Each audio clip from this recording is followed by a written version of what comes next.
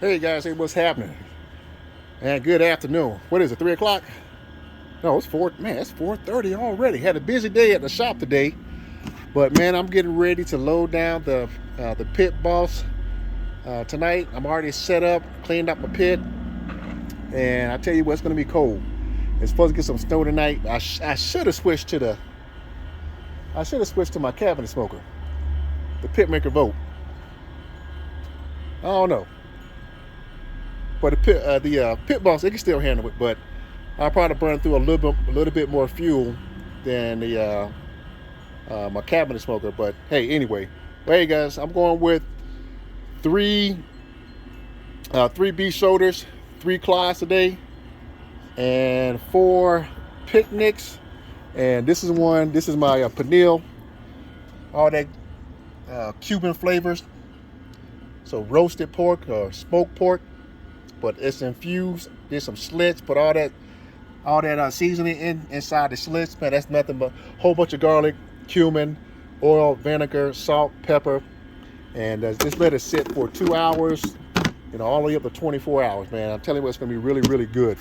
But I'm doing something different on my beef shoulders today. You know, usually I was taking off all the skin, I mean the fat and the hard, you know, sinew or hard skin underneath the fat cap. But guys, I did a cook yesterday. I left the fat cap on, and then I cleaned up. So I can flip it over. I cleaned up the backside, right, and left the fat on the back. And when I smoked it and I shredded that stuff up, man, I'm telling you, the fat, of course, we know fat's going to add a little bit more moisture, a little bit more fat, grease into your meat, or when you shred it up to keep it moist. But try that. It's just like a brisket with all the fat on top, and it was really good. They gave it a different what how can I say, a different man, a stronger taste, because the smoke was more infused into the fat than just the meat. So I had both. So I had some bark and from the fat and the smokiness of it. So I'm going to start doing that from now on. Just clean the other side and leave the fat on the beef shoulders. Man, I'm telling you guys, it's really good. Okay, just going with a little bit more seasoning. You know, mostly salt, and I'm going to use again the skins from the picnics to make cracklings. All right, so I'm going to be putting these on a little bit later on, probably about an hour or so. It's really cold out here, so the meat is fine. I just cover it up. But let's go ahead down to the pit boss.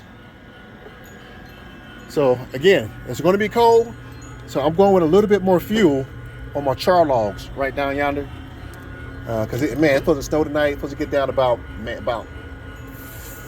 -4, something like that, with the wind chill, and just a little bit more wood than I usually have. I have some small little pieces that I have when I start, splitting my wood, so I just threw it in here anyway. But this is going to give me a long burn, guys. Probably 8 to 10 hours.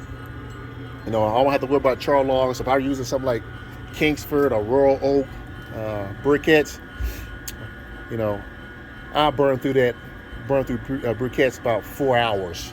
But char logs, when it's cold, that's what you want to use, especially when it's going to start snowing tonight. Okay. Well, let's see. I am using my pellet system, you know, to clean out my grill. I already cleaned out my racks with my wire brush. Simple wire brush to take all the hard stuff off. So that's why I'm using my pellet system, to get it soft, like a clean pit. So anyway, I already cleaned most of the stuff off. Cleaned out most of the stuff in here. That's just the particles dropping down from the rack.